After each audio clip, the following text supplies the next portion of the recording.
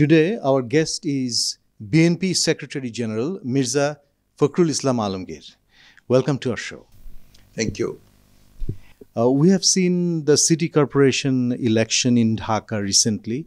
Now that the candidates supported by BNP, both of them lost, what is the strategy for the party after this?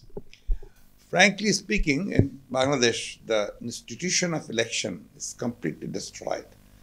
And that has been done deliberately by the ruling party, which came to power almost a decade ago through the same type of rigged, fraudulent election. And this time, this Dhaka City Corporation elections followed the same suit. In fact, they introduced one new device, that is EVM, the electronic voting machine, through which they could manipulate the results, and they have done it. And at the same time, they could not convince the voters that their votes will be counted properly, or the voters could not, they didn't have any confidence on the election commissions that the voting will be free and fair. So the result is like this. So you have seen that the voters' presence in the centers, where it was very small, which in fact doesn't give the exact picture. In fact, in reality, the percentage of voters coming to the voting centers was not more than 10%, but it has been shown as 24%.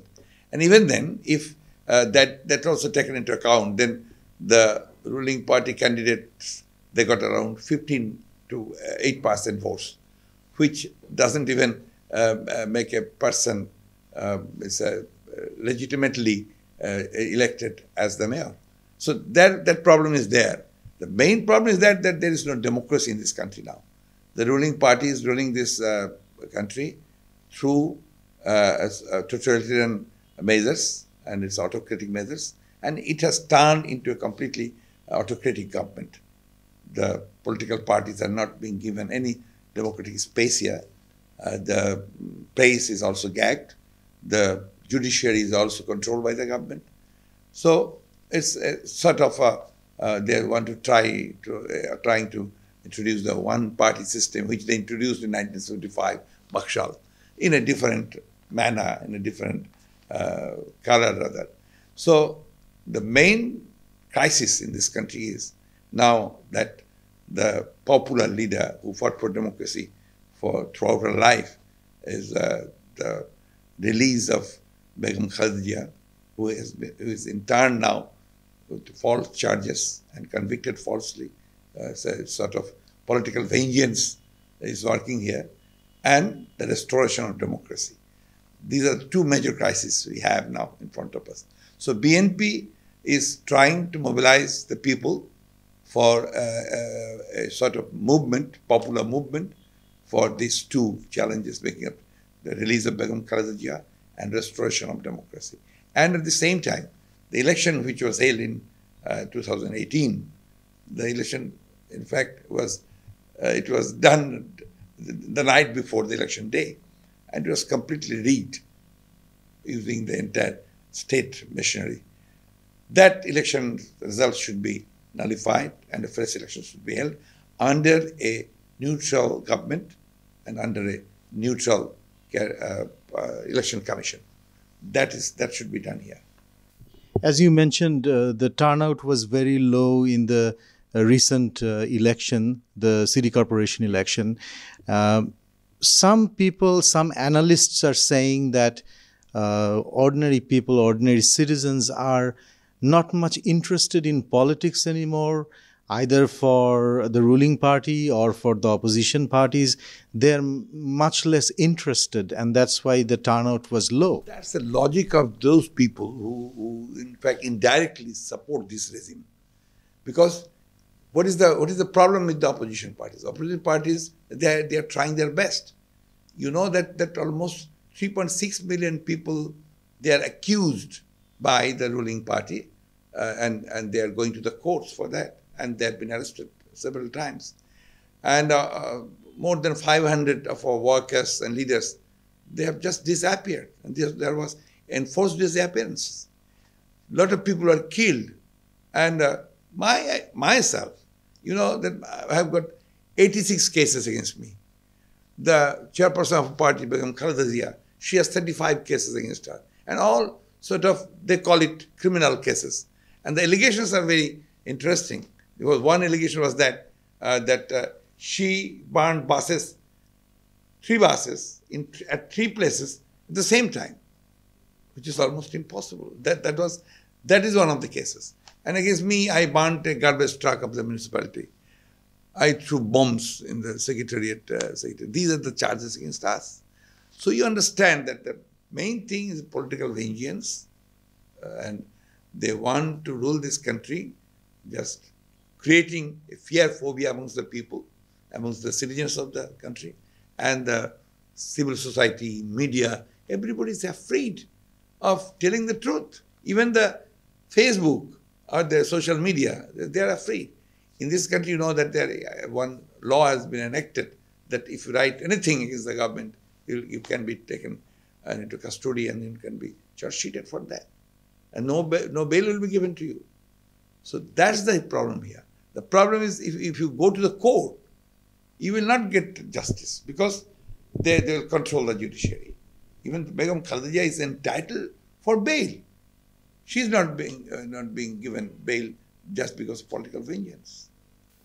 Some top leaders of Jamaat-e-Islami that have been executed in the last few years because of the war crime convictions. And BNP has a political alliance with Jamaat-e-Islami also for... We have an electoral alliance, not political alliance. This must be cleared. We don't have any political, ideological alliance with Jamaat. We have only electoral, we had only electoral alliance with Jamaat. And that was there in the elections time. And next election will come and we'll decide whether that alliance, whether at all any alliance will be there or alliance will be there, it will be decided at that time. Political alliance, we didn't have it, but political alliance, Awami League had in 1996 when there was movement for caretaker government. And Jamaat was their ally, Jatiya Party was their ally at that time. It's very true, which you mentioned, that also Awami League had alliance with Jamaat-e-Islami. That's very interesting. That was political alliance. Ours is not political alliance. We never waged any movement against the government with Jamaat-e-Islam at that time. But it was Awami League, there was movement and they demanded for this caretaker government alliance with Jamaat. But do you expect the ordinary citizens to understand the difference between the political alliance and the electoral alliance? Understand. The people never underestimate the people of Bangladesh. The people of Bangladesh are politically very conscious. Since 1937, the people of Bangladesh, this part of people of this part, they are voting. And this part, the people of this part of Bangladesh, they voted for the liberation war. They fought the liberation war. And they, in fact, was movement against the autocrat, Rashad. It happened all this time. The people did it. So we should not underestimate the people that they don't understand. They understand everything. They understand that the difference between political alliance and the electoral alliance. But some people think that this alliance with Jamaat-e-Islami has been used by the ruling party against BNP. Maybe that's there. We also agree to that government is taking this advantage. I do believe that. But that doesn't change the truth. The truth is that we don't have any political or ideological alliance with Jamaat. So, since the election is over now, do you have any concrete new plans on how to topple the government? In fact, it's not a question of toppling the government. It's a question of restoration of democracy.